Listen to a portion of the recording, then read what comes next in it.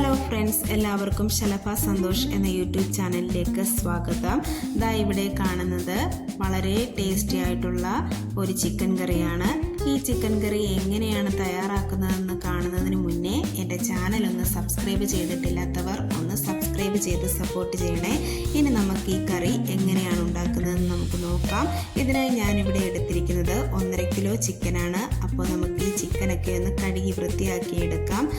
Chicken ഇതുപോലെ നല്ല വൃത്തിയാക്കി കഴുകി എടുത്തിട്ടുണ്ട്. ഇനി ഇതിലേക്ക് ആവശ്യമായി വേണ്ടുന്നത് സവാള കനം കുറച്ചരിഞ്ഞത്, കറിവേപ്പില, ഉപ്പ്, മഞ്ഞൾപ്പൊടി, പെരിഞ്ജീരകം പൊടിച്ചത്, തക്കാളി, പച്ചമുളക്, മുളക് പൊടി, മല്ലിപ്പൊടി, ചിക്കൻ മസാല, ഇഞ്ചി വെളുത്തുള്ളി ചതച്ചത്, കുരുമുളക് പൊടി, ഗ്രാമ്പു, കറുകപ്പട്ട, ഏലക്ക, കൂടാതെ വെളിച്ചെണ്ണ എന്നിവയാണ്.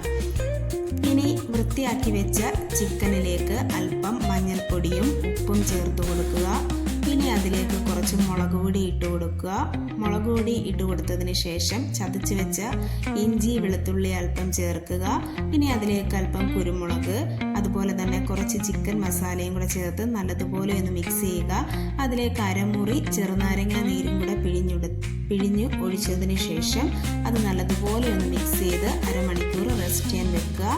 ഇനി അടുപ്പത്ത് ഒരു അടികട്ടിയുള്ള കടായി വെച്ച് കൊടുക്കണം. അത് നല്ലതുപോലെ ചൂടായി വരുമ്പോൾ അതിലേക്ക് കുറച്ച് വെളിച്ചെണ്ണ ഒഴിച്ചു കൊടുക്കാം. അപ്പം ഇവിടെ വെളിച്ചെണ്ണയൊക്കെ നല്ലതുപോലെ ചൂടായി വന്നിട്ടുണ്ട്. ഇനി അതിലേക്ക് നമുക്ക് കുറച്ച് കടുകിട്ട് പൊട്ടിച്ചു കൊടുക്കണം. ഇനി അതിലേക്ക് ഗ്രാമ്പു, ഏലക്ക, കറുവപ്പട്ട ഇതെല്ലാം കൂടി ഇട്ടൊന്ന് മൂത്ത് വന്ന ശേഷം അരിഞ്ഞു വെച്ച സവാളയും കൂടി ഇട്ട് നല്ലതുപോലെ ഒന്ന് വഴറ്റി കൊടുക്കുക. അപ്പം നമ്മുടെ സവാളയൊക്കെ ഇതുപോലെ ആയി കിട്ടും. അപ്പോൾ നമുക്ക് കുറച്ച് പച്ചമുളകും കൂടി ഇട്ട് കൊടുത്ത് അതും ഒന്ന് വഴറ്റി കൊടുക്കാം. ഇനി അതിലേക്ക് ചതച്ച് വെച്ച ഇഞ്ചി വെളുത്തുള്ളിയും കൂടെ ഇട്ട് കൊടുത്ത് അതിൻ്റെ പച്ചമണം മാറുന്നത് വരെ ഒന്ന് നല്ലതുപോലെ ഒന്ന് വഴറ്റി കൊടുക്കണം. അപ്പം ഇതെല്ലാം നല്ലതുപോലെ വഴറ്റി കൊടുത്ത് ഈ പരുവാകുമ്പോൾ നമുക്ക് എടുത്തു വെച്ചിരിക്കുന്ന തക്കാളിയും കൂടി ഇട്ട് കൊടുക്കണം. ആ തക്കാളിയും കൂടി ഇട്ട് നല്ലതുപോലെ വഴണ്ടി കിട്ടുമ്പോൾ കുറച്ച് കറിവേപ്പിലയും കൂടി ഇട്ട് നല്ലതുപോലെ ഇളക്കി കൊടുക്കാം. അപ്പോൾ അതെല്ലാം കൂടെ കിടന്നൊന്ന് മൂത്ത് കിട്ടട്ടെ. അപ്പം നമ്മുടെ സവാളയും തക്കാളി, ഇഞ്ചിയും വെളുത്തുള്ളി എല്ലാം കൂടെ ഇതേ രീതിയിൽ നല്ല രീതിയിൽ മൂത്ത് കിട്ടും. ഇനി ഇതിലേക്ക് നമുക്ക് പൊടികൾ ഇട്ട് കൊടുക്കണം. അപ്പം ഞാൻ ആദ്യമേ മുളക് പൊടി ഇട്ട് കൊടുത്തു. ഇനി അതിലേക്ക് മല്ലിപ്പൊടിയും കൂടി ഇട്ട് കൊടുക്കുന്നുണ്ട്.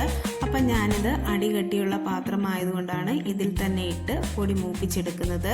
അല്ലാന്നുണ്ടെങ്കിൽ നമ്മൾ വേറൊരു പാത്രത്തിൽ ചൂടാക്കി എടുത്ത് ചേർക്കുന്നതായിരിക്കും നല്ലത്. അപ്പം നമ്മുടെ പൊടികളെല്ലാം കിടന്നത് നല്ലതുപോലെ മൂത്ത് വന്നിട്ടുണ്ട്. അതിലേക്ക് ഞാൻ പെരിഞ്ജീരകം ചേർത്തു, മഞ്ഞൾപ്പൊടി, ചിക്കൻ മസാല ഇതെല്ലാം ചേർത്ത് നല്ലതുപോലെ ഒന്നും കൂടെ ഇളക്കി കൊടുക്കുന്നുണ്ട്. അപ്പോൾ ഈ മസാല എല്ലാം കൂടെ കിടന്നൊന്ന് സെറ്റായി വരട്ടെ. ഇനി ഇതിലേക്ക് വേണ്ടുന്നത് അപ്പം നമ്മുടെ മസാലയെല്ലാം നല്ലതുപോലെ സെറ്റായി വന്നിട്ടുണ്ട്. ഇനി നമുക്ക് ഇതിലേക്ക് ചേർക്കേണ്ടത് നമ്മൾ നേരത്തെ തയ്യാറാക്കി വെച്ചിരിക്കുന്ന ചിക്കൻ അതിലേക്ക് ചേർത്ത് കൊടുക്കുക. അപ്പോൾ ഈ ചിക്കനും ഈ മസാലയും എല്ലാം കൂടെ നല്ല രീതിയിൽ ഒന്ന് ഇളക്കി കൊടുക്കണം. അപ്പോൾ ആ മസാലയെല്ലാം ചിക്കനിലേക്ക് ആവത്തക്ക തരത്തിൽ നല്ല വൃത്തിയായി തന്നെ ഇളക്കി കൊടുക്കണം. അപ്പോൾ എരിവും എല്ലാം ഈ ചിക്കനിലേക്ക് പിടിക്കണം. അങ്ങനെ നല്ല വൃത്തിയായി ഇളക്കി കൊടുത്തു. അതിനുശേഷം നമ്മൾ എന്ത് ചെയ്യണമെന്ന് വെച്ചാൽ ഒരു മൂടി വെച്ച് അടച്ചു വെക്കുക. കുറച്ച് കഴിഞ്ഞ് നമ്മൾ ആ മൂടി എടുത്തിട്ട് അത് ഒന്നുകൂടി ഒന്ന് ഇളക്കി കൊടുക്കണം. അടിക്ക് പിടിക്കാതെ ശ്രദ്ധിക്കണം. അപ്പോൾ ഫ്ലെയിമൊക്കെ അല്പം കുറച്ച് വെച്ച് വേണം ഇത് ചെയ്യാൻ വേണ്ടിയിട്ട്. അപ്പോൾ നല്ലതുപോലെ ചിക്കൻ ആ മസാലയിൽ തന്നെ ഇരുന്ന് നല്ല വൃത്തിയായി ഒന്ന് വെന്ത് കിട്ടും. ഇനി നമുക്ക് അതിലേക്ക് വെള്ളം ഒഴിച്ചു കൊടുക്കണം. അപ്പം ഞാൻ കുറച്ച് വെള്ളം തിളപ്പിച്ചെടുത്തിട്ടുണ്ടായിരുന്നു. അത് അതിലേക്ക് ചേർത്ത് കൊടുക്കുക.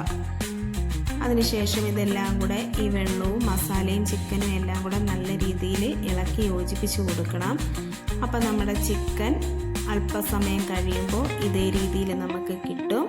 അപ്പോൾ ഇങ്ങനെ നമുക്ക് ചിക്കൻ സെറ്റായി വരുമ്പോൾ എടുത്തു വെച്ചിരിക്കുന്ന കറിവേപ്പില അതിൻ്റെ പുറത്ത് ഇട്ട് കൊടുത്ത് അല്പം കുരുമുളക് പൊടിയും പിന്നീട് കറിവേപ്പിലയും കൂടി ഇട്ട് കൊടുത്ത് നല്ലതുപോലെ ഇളക്കിയെടുക്കുക. അപ്പോൾ ഇങ്ങനെ ഗ്രേവി ആയിട്ട് വേണ്ടുന്നവർക്ക് ഈ പരുവത്തിലെടുക്കാം.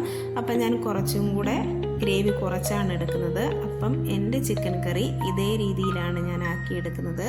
അപ്പോൾ ഈ ചിക്കൻ കറി എല്ലാവർക്കും ഇഷ്ടമായെന്ന് ഞാൻ വിശ്വസിക്കുന്നു. വളരെ ടേസ്റ്റി ആയിട്ടുള്ള നല്ല ഒരു ചിക്കൻ കറിയാണ്. അല്പം എരിവും ഒക്കെ ഉണ്ട് ഈ ചിക്കൻ കറിക്ക്. അപ്പോൾ എല്ലാവരും ഇതുപോലൊന്ന് ട്രൈ ചെയ്ത് നോക്കണം.